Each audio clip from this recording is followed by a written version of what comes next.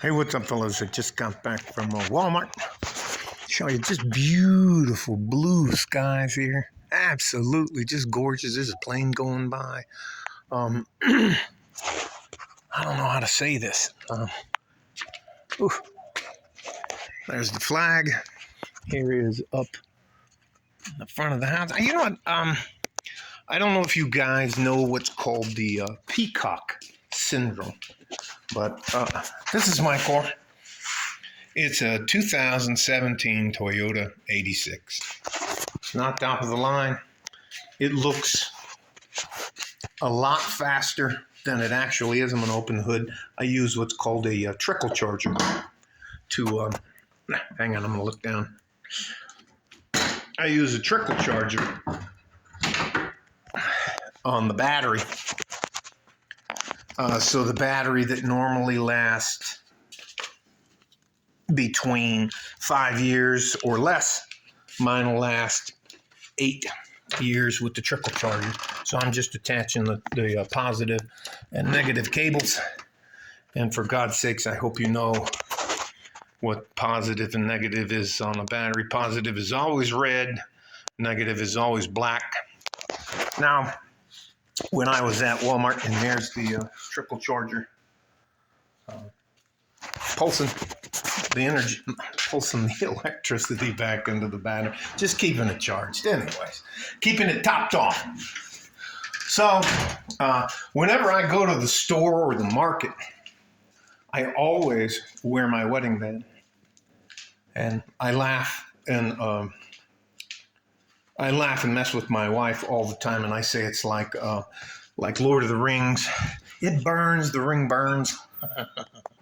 Anyway, all that to say this. So I'm over picking up some vegetables that we're going to grill and just some stuff we're going to have for dinner. And a lady comes up, she goes, "Hi." And I was like, "I'm married." And I just walked off. She goes, "Well, you don't have to be fucking rude." And mind you, the top of her head comes to here, right? And I turned around and I said, "Well, then fuck you too." And her eyes got about this big. Listen, I just think that women just aren't used to being rejected. I'm a big guy, big white guy, stick out down here. I wear my wedding band. I took it off because it burns. No, but I just don't like wearing it because when I work on the cars or work with stuff, if it gets caught, oh, I can't tell you. Anyway, it doesn't fucking matter. But I'm not trying to blow my life up. I'm not trying to screw my wife over because I am what we call pipi alegre. Yo hablar bastante español, pero la palabra es cambiar. Depende del país. And all I'm trying to say is that I speak some Spanish, Spanglish, whatever you want to call it, but the words change depending on what part of Central or South America or Spain you're in. In Spain, it'll freak you out because they talk and they have a lisp at the end of it. They'll be like, "Holas, buenas." And for example, there's a soup here that's called tripe soup, is what we call it. Here on the Mexican-American borderland area and in Mexico, it's called menudo. But it's called mondongo in Central America and South America, mondongo. A gossip here in Mexico is called chisme. And down in Central and South America, it's called bonchinche. Just the words change, just whatever they are. And I got off, and I just think, I'm sorry for doing that. I got off on a tangent. I'll make this quick. I don't bother anybody. I don't go out of my way, and I do not have what is called the Peacock syndrome. And I'll put the list. I'll put that in the description with the Urban Dictionaries thing. I'm not trying. Could we live up on the hill with my fucking guy? I hate that guy. I don't hate that guy. That guy's fucking hilarious. Whenever he comes down to see me, he goes, "Jesus Christ, this is the ghetto." He calls my 4-bedroom, 3-car garage in-ground pool. It's the ghetto for him. It's just, he's fucking hilarious. By the way, I'm teaching him how to use a gun and a knife. So anyways, for free. So anyways, I got fucking distracted again. I'll try to stick to the point. I would rather be what's considered like James. I like to be a gray man. Do I have to live here? No. Is this the house that my wife wanted? Absolutely. And I told her she could pick out any house she wanted. And I was very happy when she didn't pick out one of those houses up on the hill.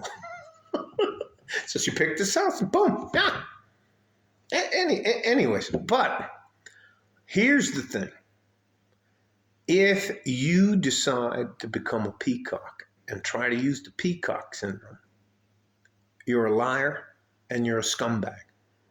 If you lease a car, if you lease a lifestyle, if you are lying to people about, and a lot of people in business are just the worst human beings I've ever met in my life.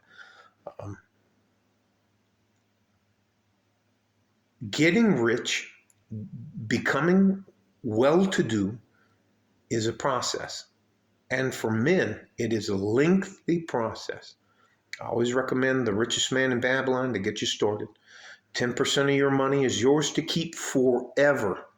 Every check you get, 10% of that money should be put away and you never touch it for the rest of your life. But it goes into savings. It goes into drip stocks. It goes into I-series bonds. If you have children, it goes into E-series bonds or I-series bonds for their education to become tax-free. I'm not trying to... I really have a hard time with disrespectful women, and I have a hard time with peacock men, guys who are flashy. That's just not the way I roll through life. I would rather, I don't dress, I don't dress well. I mean, I could be running around in Gucci, this and that, and, you know, making sure that my watch was, you know, like on every shot. And I'm not, that's not fucking who I am. But it's not what I want, because I came from good, hard, average stock. And my advice is not for everybody. And I'm not trying to be something that I'm not. I do not want you to think that any of the advice I'm trying to give you is for an ulterior motive. Look, all of these teeth from here to here aren't mine. They've tried to rebuild my nose. But one of my boxing coaches, he says, you know what? Hey, Forsyth, you have a very punchable face. Anyways, I hope I made my point, and I'll leave I'll leave in the description what the peacock syndrome is. I think you should lead. I think you should lead by example, and that's my personal opinion. More than anything, I can't tell you how much we need you guys. How much you actually matter.